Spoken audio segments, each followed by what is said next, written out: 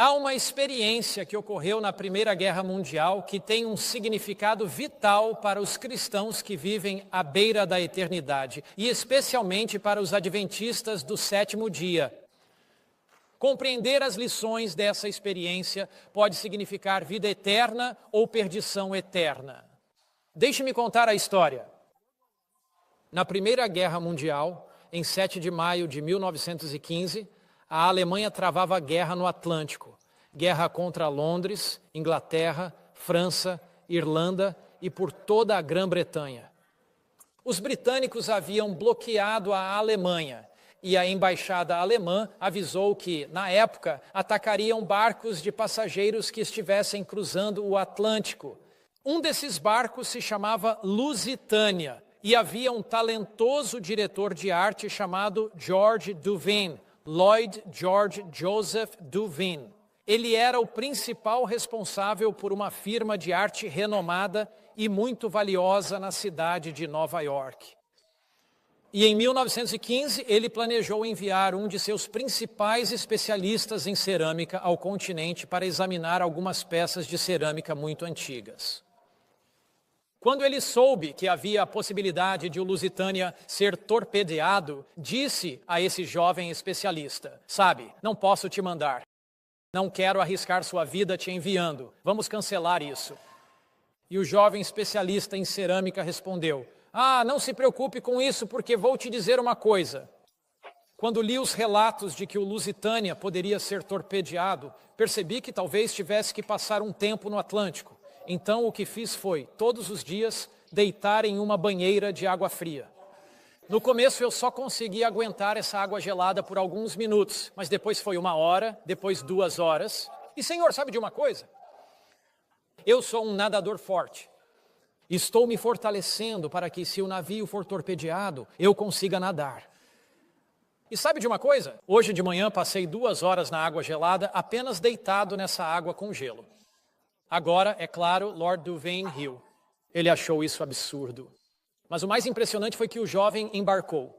O navio foi torpedeado e ele passou 5 horas nas águas frias e geladas do Atlântico. Mas mesmo assim foi salvo, foi resgatado. Como ele conseguiu fazer isso? Porque ele se preparou com antecedência. Você nunca enfrenta uma crise se preparando para ela quando ela já começou. Você enfrenta uma crise se preparando para ela antes que ela aconteça. E assim como esse jovem levou o aviso a sério e se preparou com antecedência para os tempos difíceis que viriam, Jesus também nos dá uma mensagem de advertência. E em Mateus capítulo 24, Marcos capítulo 13 e Lucas capítulo 21, Jesus nos apresenta mais de 20 sinais diferentes de seu retorno. Esses sinais, que se cumprem rapidamente, revelam que o cenário está sendo preparado para a vinda de Jesus e mostram que sua vinda está próxima. Agora, eles não revelam que sua vinda já chegou. Eles revelam que sua vinda está o quê, pessoal? Aproximar. Próxima. Não que sua vinda já chegou. Lucas, capítulo 21, versículo 28. Ora, quando estas coisas começarem a acontecer... Agora, Jesus acabou de descrever os sinais dos tempos. Em Lucas 21, acabou de falar sobre guerras, rumores de guerras, fomes, terremotos e assim por diante. Ele diz no versículo 28, ora, quando estas coisas começarem a acontecer, olhai para cima e levantai as vossas cabeças, porque a vossa redenção está próxima. Ele não diz, a vossa redenção já chegou. Ele diz, a vossa redenção está próxima. Encontramos a mesma coisa em Mateus 24, versículo 33. Jesus apresenta os sinais dos tempos. Ele fala sobre os últimos dias da história da Terra. E em Mateus, capítulo 24, versículo 33, Jesus diz, assim também vós, quando virdes todas estas coisas... Quantas dessas coisas, igreja? Todas. Todas estas coisas, sabei que Ele está próximo, às portas. Em outras palavras, os sinais dos tempos que Cristo apresenta dão um panorama geral dos eventos finais, mas não indicam um momento exato em que Cristo virá. Eles não revelam um cronograma específico para o seu retorno. Agora, há algumas pessoas hoje em dia que estão obcecadas em tentar descobrir, com base em algum cronograma imaginado por elas mesmas, exatamente quando Cristo vai voltar. Eu me lembro quando o ano 2000 estava para chegar e havia todas essas pessoas dizendo: o mundo já completou 6.000 anos, vamos entrar no 7.000º ano, quando chegar o ano 2000, Jesus vai voltar. Bem, ele não voltou. E então eles reinventaram a data, 2023, Cristo vai voltar. Até mesmo alguns hoje estão olhando para outra data, em que acham que os 6.000 anos vão se completar em 2027. Mas Jesus diz: quando virdes todas essas coisas, sabei que a minha vinda está, o quê? Perto. Ellen White não deixa nenhuma dúvida sobre isso. Deixe-me compartilhar com você uma declaração impressionante aqui nos escritos de Ellen White. Ela diz: Deus não dá a nenhum homem. Agora repare, Deus dá a quantas pessoas? Todo mundo. Nenhum homem.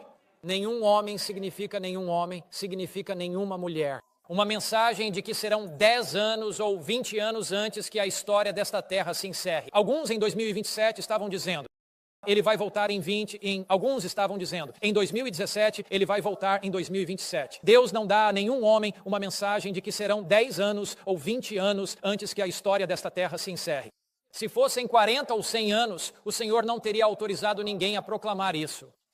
Ele não daria a nenhum ser vivo uma desculpa para adiar a preparação para a sua vinda, pois isso leva a uma negligência imprudente das oportunidades e privilégios de se preparar para aquele grande dia.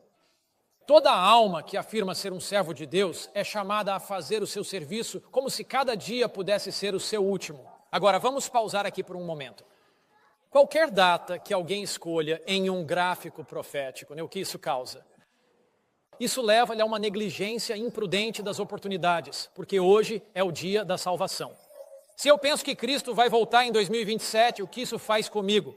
Isso diz: espere um minuto, ainda tenho todos esses anos para me preparar, eu não preciso fazer muito agora. Mas se eu acredito que estou vivendo à beira da eternidade, aproveito cada oportunidade. Próxima parte da citação, repare no que diz aqui. Aqui está o grande fardo que deve ser carregado por cada indivíduo. Então, qual é o nosso fardo, pessoal? É encontrar alguma data em um gráfico profético. Esse é o nosso fardo?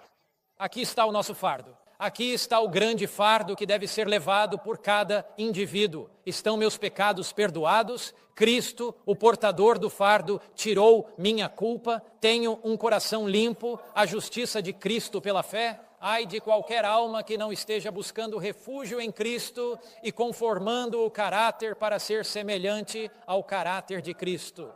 Portanto, o chamado do momento é conhecer os eventos gerais que estamos vivendo à beira da eternidade. Não é colocar uma data em um gráfico profético, mas sim conhecer a Cristo, ter nosso caráter moldado por Cristo, viver para Cristo. Aqui está o grande fardo a ser levado. Estão meus pecados perdoados? Cristo, o portador do fardo, tirou minha culpa? E vamos olhar para a última parte dessa referência. O tempo não tem sido uma prova. Agora, esta é uma referência separada dos primeiros escritos que eu combinei com a primeira em um manuscrito. O tempo não tem sido uma prova desde 1844. E ele vai o quê? Nunca mais será uma prova.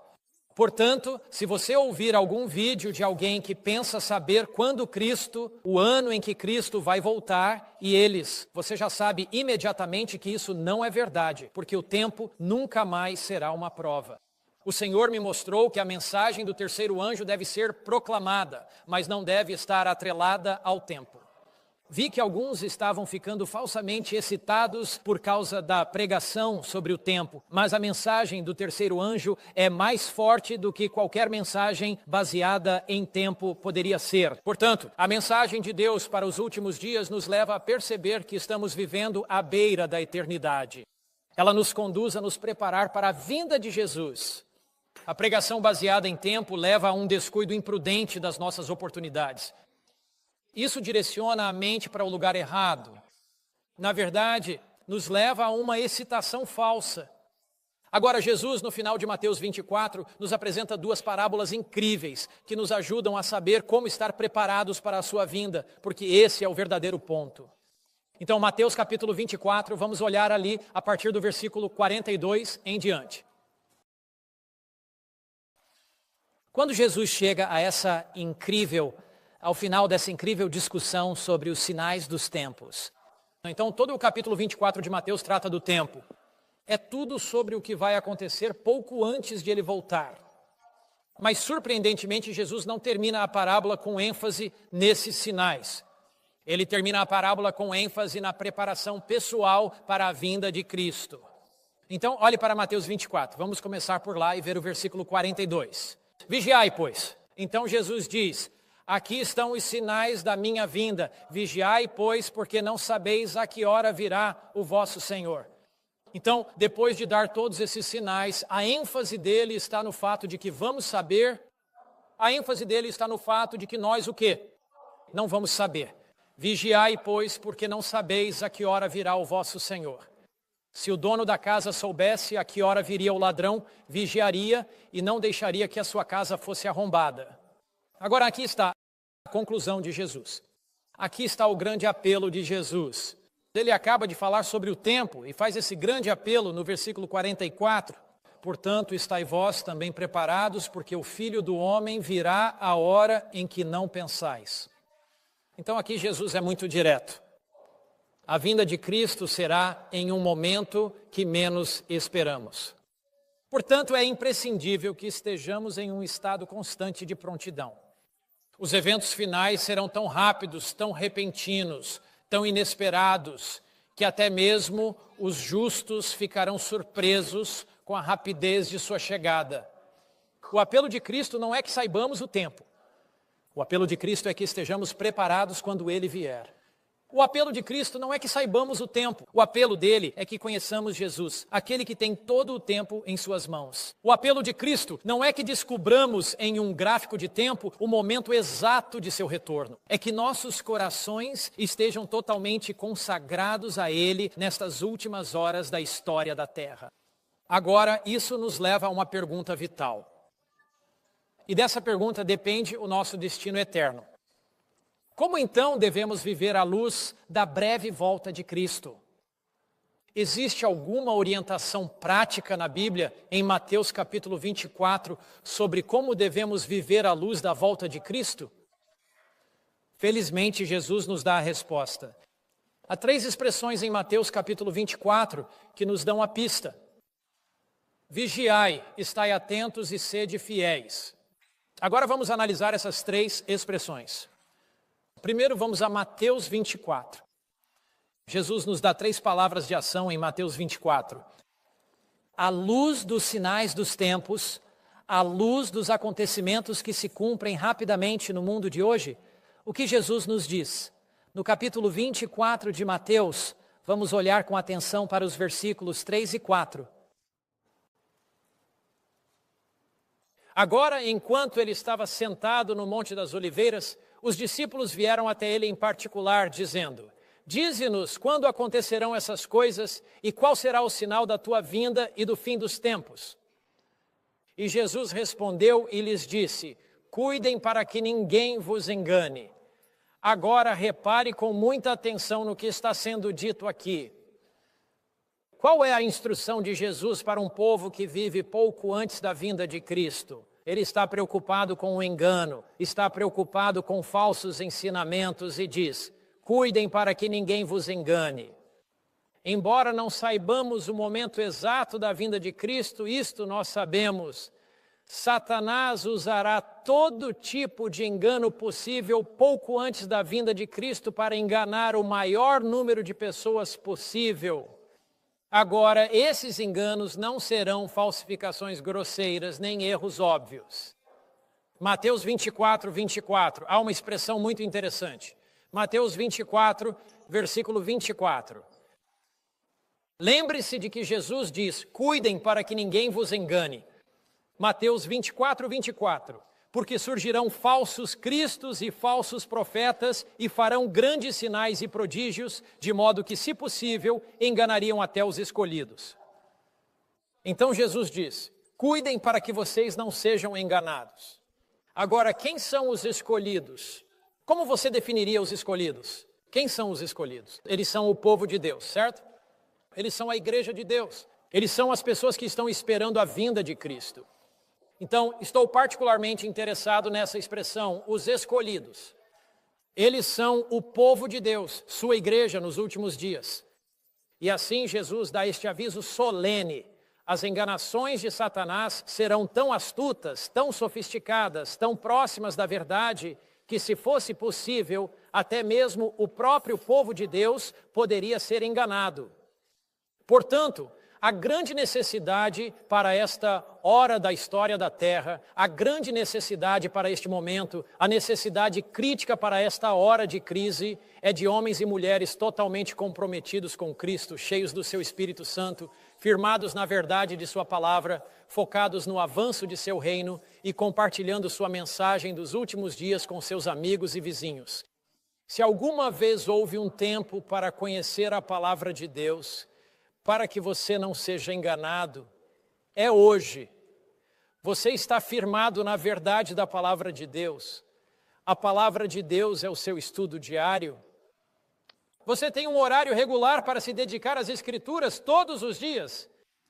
Agora somos informados no livro O Grande Conflito, páginas 593 e 594. Somente aqueles que fortaleceram a mente com as verdades da Bíblia permanecerão firmes durante o último grande conflito.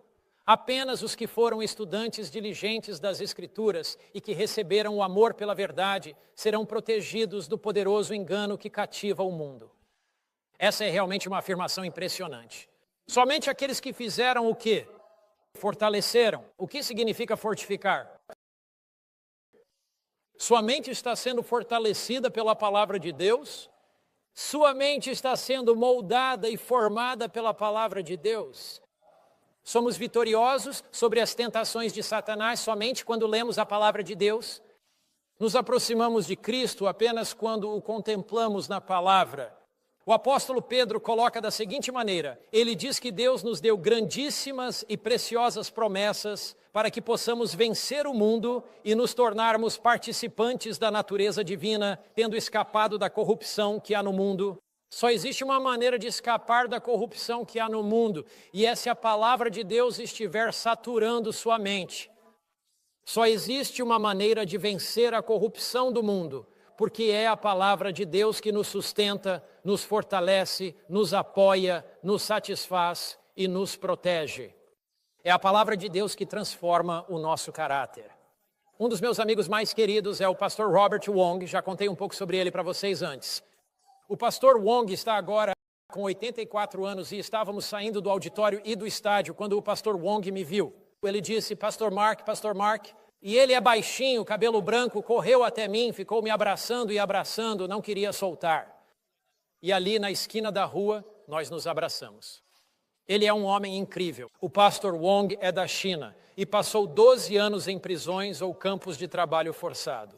Nos primeiros 4 anos, ele ficou em uma prisão, numa cela que tinha cerca de 1,80 metros de largura, 3,60 metros de comprimento, com mais 3 homens. Eles só tinham um pequeno balde no fundo para usar como banheiro, sem nenhuma condição sanitária.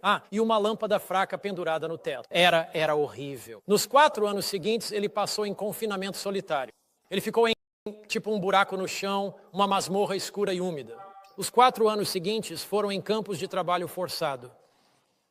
Eu perguntei a ele e eu já sabia a resposta para a pergunta, mas queria que ele contasse a história de novo, porque toda vez que ele me conta, eu simplesmente me alegro com a história. Eu disse: como você sobreviveu, pastor? Eu disse: conte-nos a história de novo. Então um grupo se reuniu ali nas ruas de St. Louis, e foi isso que aconteceu. Ele realmente queria uma Bíblia.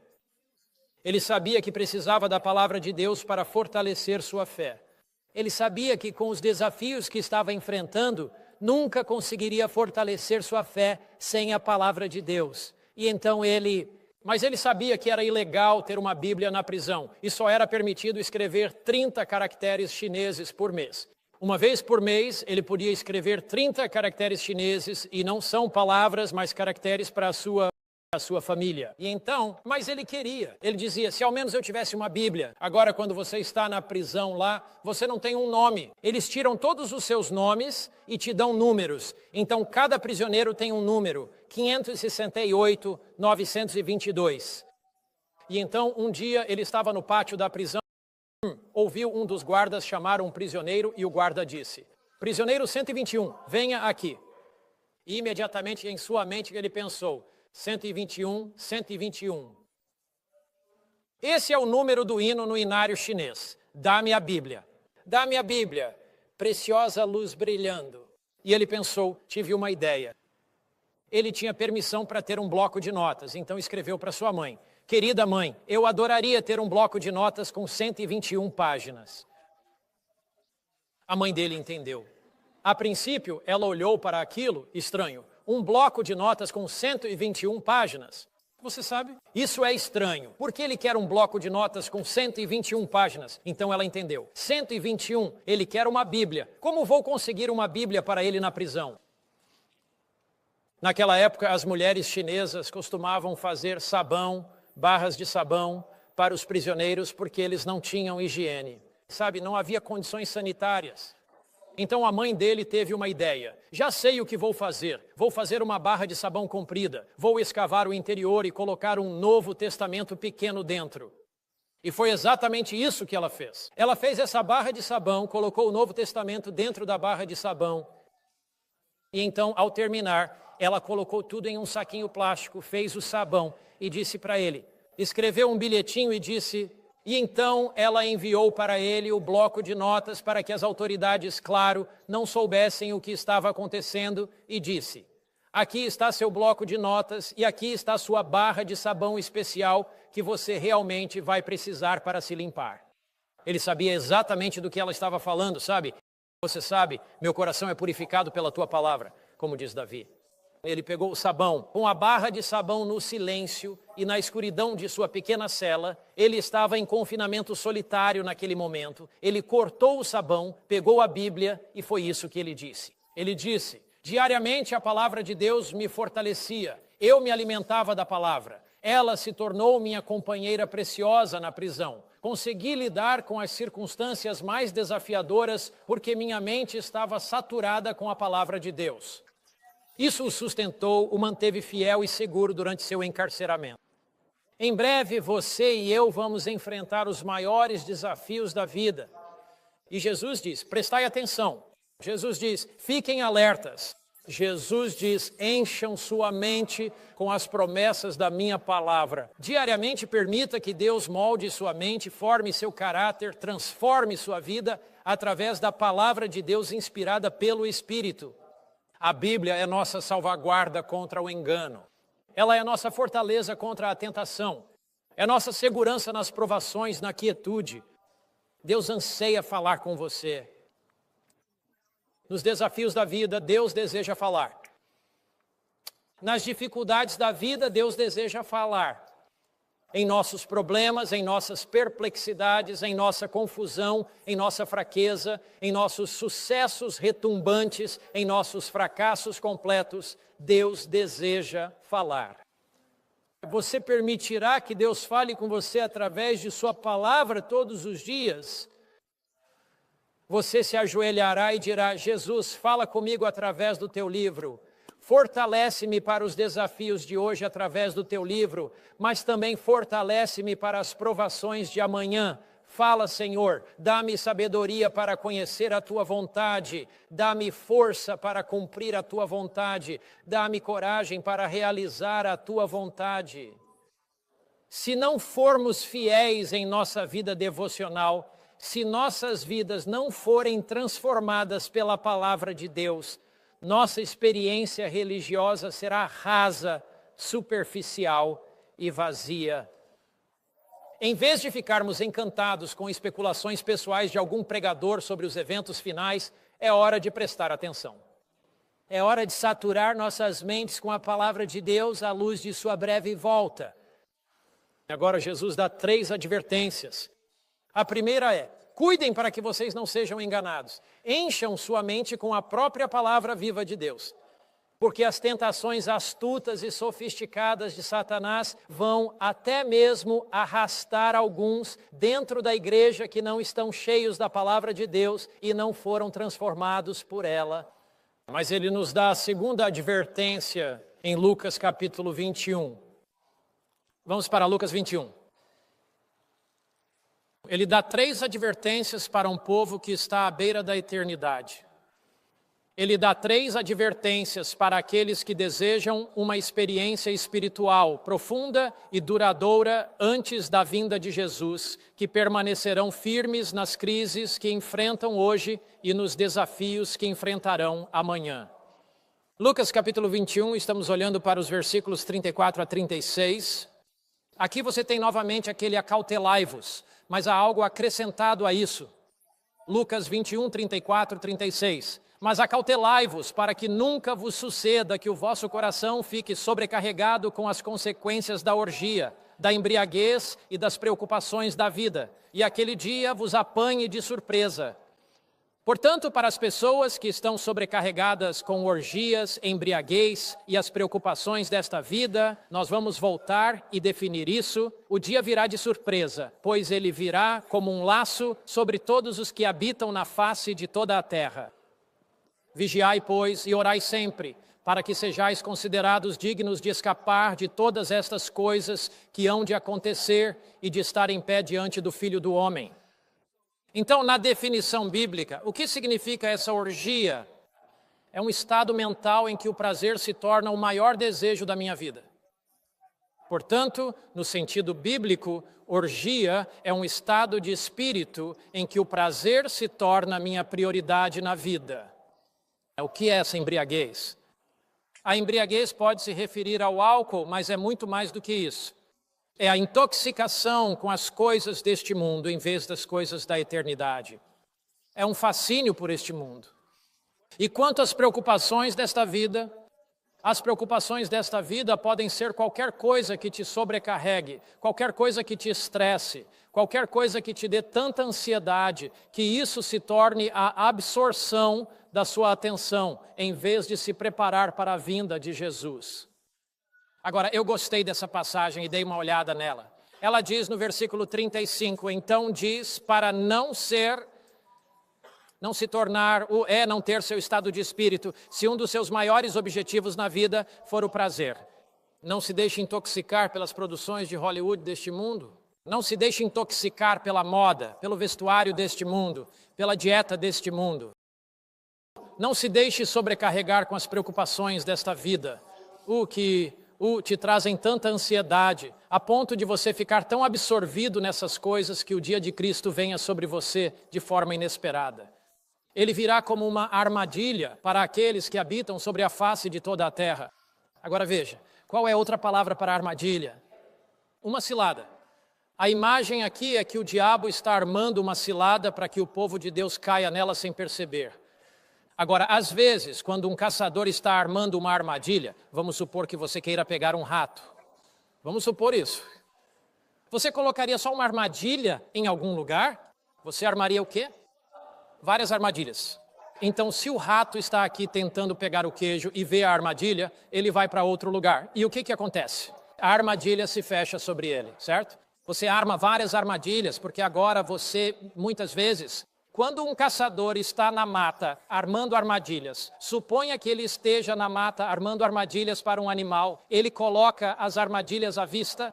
Não, ele tende a esconder as armadilhas, certo? Então, o que o diabo está fazendo? Ele está armando várias ciladas ou armadilhas para capturar o povo de Deus, fazendo com que eles fiquem tão absorvidos nas coisas desta vida que percam as coisas da eternidade.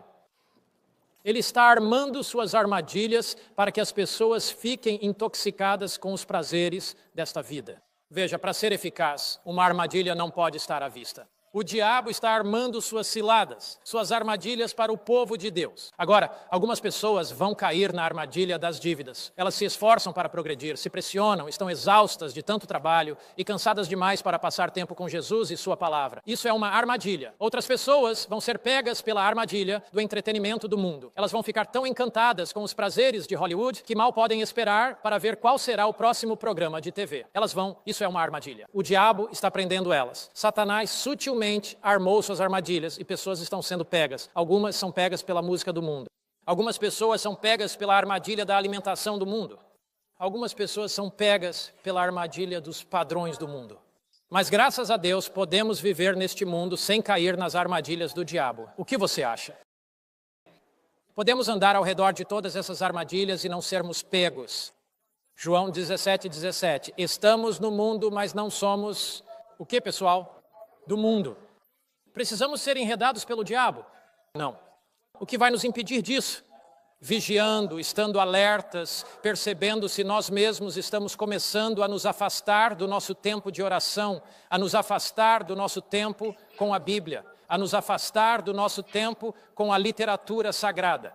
Se percebermos que estamos começando a nos afastar e que as atrações do mundo estão capturando nossa atenção, João 17:17.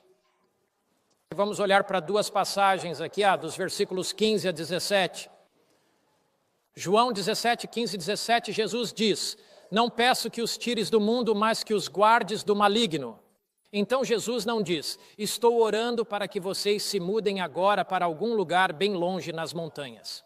Pode haver um momento para isso, haverá um momento para isso. Mas Jesus diz: olha, não estou orando para que vocês tentem se proteger, que estejam em algum mosteiro por aí. De jeito nenhum. Ele diz: não peço que os tires do mundo, porque devemos ser o sal da terra, embaixadores de Cristo, mas que os guardes do maligno. Bem, como isso vai acontecer, Jesus? Versículo 16. Eles não são do mundo. O que significa não sermos do mundo? Não somos intoxicados pelos prazeres deste mundo. Não somos fascinados por suas modas. Não somos dominados por sua alimentação. Não somos do mundo, assim como eu não sou do mundo. Mas como podemos ser santificados, Senhor? Santifica-os, ou seja, torna-os santos, transforma suas vidas. Por meio de quê? Pela tua verdade. A tua palavra é a verdade. Aqui em 1 João 2, volte para... Agora, estávamos em João, o Evangelho de João. Agora você vai voltar para o pequeno João. Não é pequeno porque não seja importante, mas pequeno porque não é tão extenso quanto o grande João. Você vai aqui, pegando sua Bíblia, abrindo em 1 João, logo antes do livro do Apocalipse, antes do livro de Judas. 1 João 2, 15 e 17. Jesus nos dá esta advertência.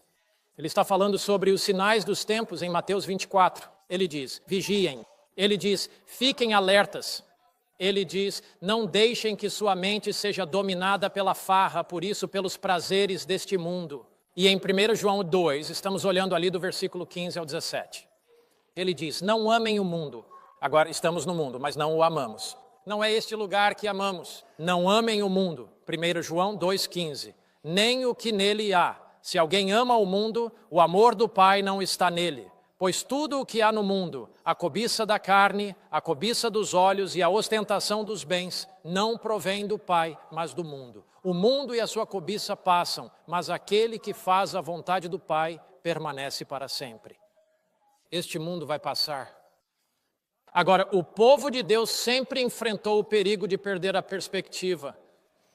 Eles sempre enfrentaram o perigo de comprometer sua lealdade a Cristo por meio de uma tendência crescente de permitir que o mundo molde seu modo de pensar. Quanto mais nos aproximamos do fim dos tempos, mais o diabo vai redobrar seus esforços nessa área. Se você me perguntar: Pastor Mark, o senhor está preocupado com certas tendências que estão ocorrendo em diferentes lugares dentro da igreja adventista hoje? Minha resposta seria esta: estou preocupado com a onda quase avassaladora de mundanismo que está entrando em algumas de nossas igrejas. Padrões que antes valorizávamos como adventistas do sétimo dia, na área da alimentação, na área do vestuário, na área de recreação, entretenimento e observância do sábado, estão rapidamente, em alguns círculos, se tornando coisa do passado. Profecias que antes eram proclamadas e anunciadas com ênfase nos púlpitos adventistas, às vezes estão sendo marginalizadas. Mas ainda assim, quando os membros se vestem como o mundo, amam o entretenimento do mundo, se intoxicam com os prazeres do mundo, ouvem a música do mundo, são cativados pelas produções de Hollywood, a verdadeira espiritualidade se desgasta. E serei muito direto com vocês nesta manhã. Você não pode alimentar sua mente com TV e Hollywood e ter um caráter espiritual. Simplesmente não é possível. Porque ao contemplar nós nos tornamos o quê? Mudado. Então, se estamos passando mais tempo com as produções de Hollywood do que com a palavra do Deus vivo, como podemos esperar estar prontos para a vinda de Jesus? E quando a mensagem de saúde adventista, que tantas pessoas sinceras no mundo estão aceitando e se sentem atraídas por ela, e você lê os artigos, quando ela é chamada de legalismo e fanatismo em vez de um presente glorioso do nosso Criador amoroso, algo está tragicamente errado. Somos embaixadores de Cristo, somos a luz do mundo, somos o sal da terra. Jesus diz: assim brilhe a vossa luz diante dos homens, para que vejam as vossas boas obras e glorifiquem a vosso Pai que está nos céus. Milhões de pessoas ao redor do mundo estão procurando por algo que nós temos. No fundo de seus corações, estão cansados do desejo doloroso de satisfazer seus anseios através das coisas do mundo. As coisas deste mundo não satisfazem. Elas apenas deixam você vazio, oco, superficial e ansioso pelo próximo prazer.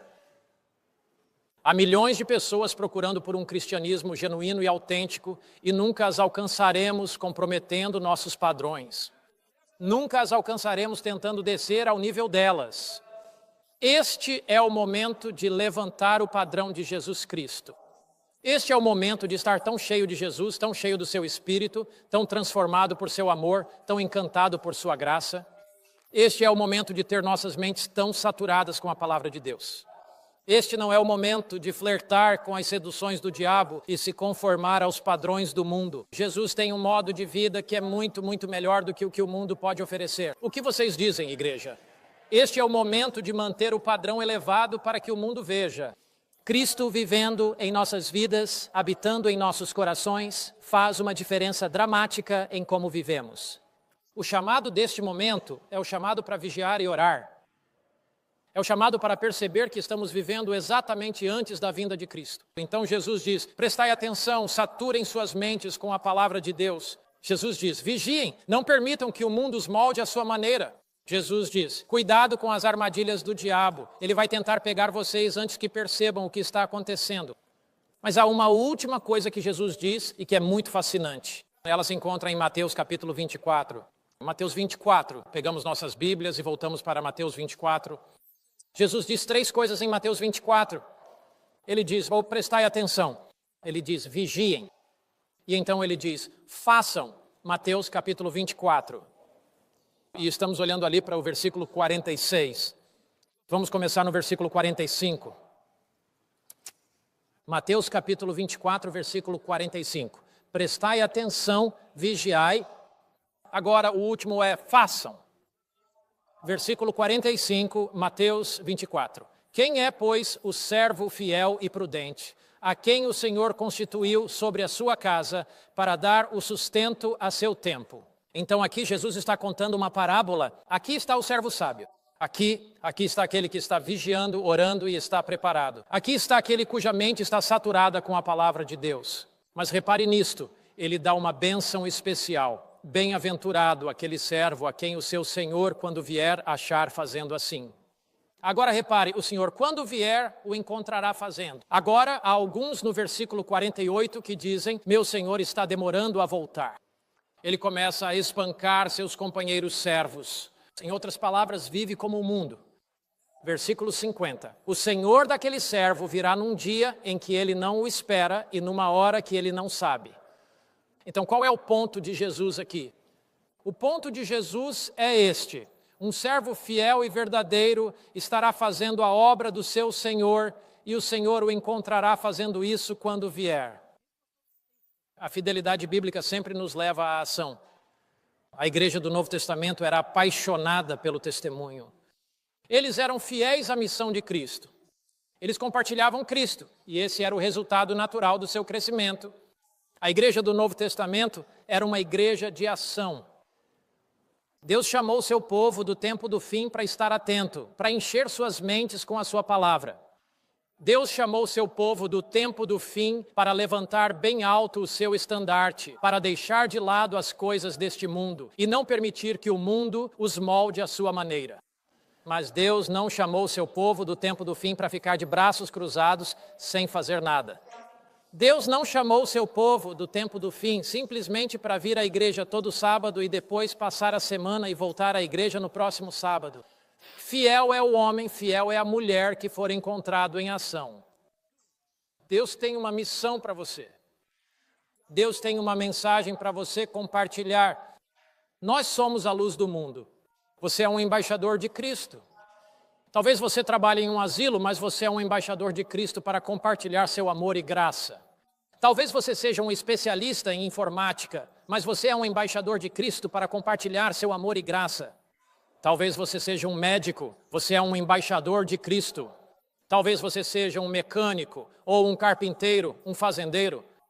O chamado do momento é o chamado para derramarmos nossas vidas em serviço a Cristo. Bem-aventurado é aquele servo que for encontrado fazendo assim. Nosso objetivo não é ficar olhando para algum gráfico de tempo e dizer Cristo virá em 2023, 2027, 2035. Nosso objetivo é estarmos de joelhos buscando a Deus em oração. Nosso objetivo é saturar nossa mente com a palavra de Deus. Nosso objetivo é ser uma comunidade de testemunho. E esse é o objetivo de Deus, ser uma comunidade de testemunho, ser enviados desta igreja para compartilhar o seu amor, para compartilhar a sua graça. Eu sou fascinado por histórias de grandes missionários. Enquanto viajo pelo mundo e vou a diferentes lugares, se estou em um local onde um missionário entregou sua vida e morreu, eu sempre quero ir ao túmulo dele e quero estar sozinho. Na China, em Hong Kong, um dos lugares que eu queria visitar era o túmulo de Abraham LaRue. Abraham LaRue foi um missionário na China. Ele trabalhou por 7 anos e não viu uma única conversão. Mas hoje temos quase 500 mil cristãos adventistas. Eu queria estar com Abraham LaRue em seu túmulo. Ele foi para lá já idoso. Na verdade, ele estava na casa dos 60 anos. Ele começou vendendo alguns exemplares de Caminho a Cristo, um livrinho que ele pediu para um escrivão de tribunal na China traduzir. Eu queria estar sozinho ao lado do túmulo dele. Quando voei de helicóptero de Victoria Falls pelo rio Zambezi sobre a selva, é um voo impressionante.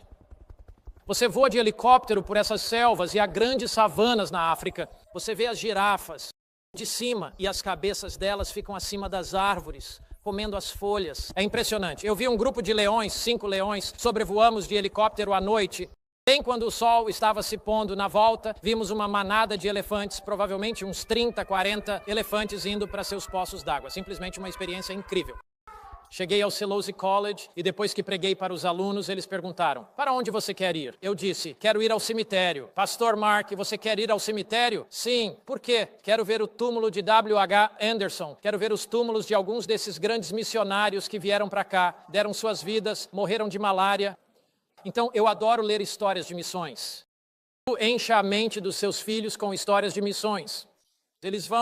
As crianças vão se empolgar com eles, esses grandes missionários que saíram para servir a Jesus. Eu me interesso pela história de David Livingstone. É realmente uma história notável. David Livingstone, missionário para a África no século XIX. Livingstone foi criado em um lar muito, muito pobre. Ele foi criado no topo de um moinho.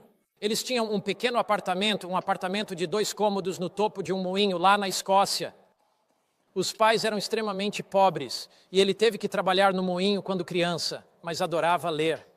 Começou a aprender latim sozinho, aprendeu línguas por conta própria e, por fim, foi para a faculdade de medicina e decidiu. Ele sentiu o chamado de Deus para servir em missões e ele ouviu Robert Moffat pregar, o grande missionário para a África. Moffat estava trabalhando na costa da África, então Livingstone decidiu ir e ele foi. Eventualmente ele se casou com a filha de Moffat, mas ele decidiu viajar para o interior da África e foi. Em uma ocasião, a imprensa britânica e ninguém na Grã-Bretanha teve notícias dele por 4 anos. Ele ficou nas selvas por 4 anos e todos achavam que ele estava morto. Havia tantos rumores de Livingstone está morto, Livingstone está morto. Mas ele estava lá nas selvas por 4 anos. E foi então que Charles Stanley, um repórter do New York Times, foi procurá-lo. E você se lembra daquela frase famosa, Dr. Livingstone, presumo. Ele o encontra depois de 4 anos na selva. Ele diz, vim para levá-lo de volta à civilização.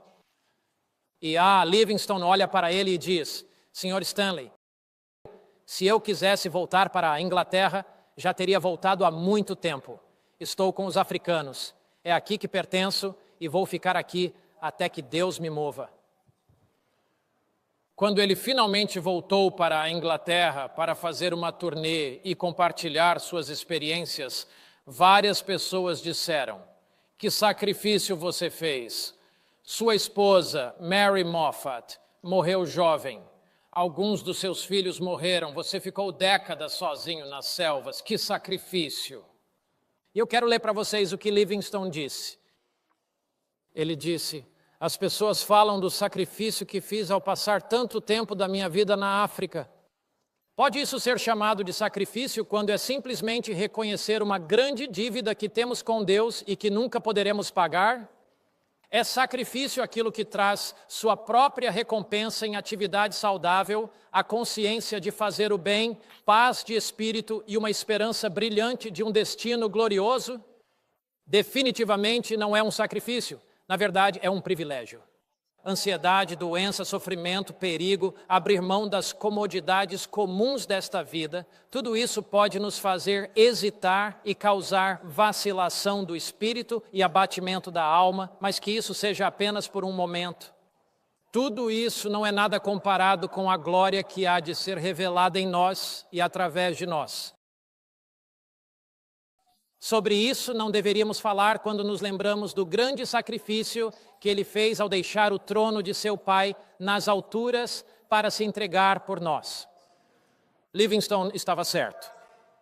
Quando você dedica sua vida para abençoar os outros, quando vê seu trabalho como enfermeiro, quando vê seu trabalho com computadores, quando vê sua atuação como professor em uma escola, como educador, quando vê seu trabalho como carpinteiro, como eletricista, isso é simplesmente a forma como você ganha a vida.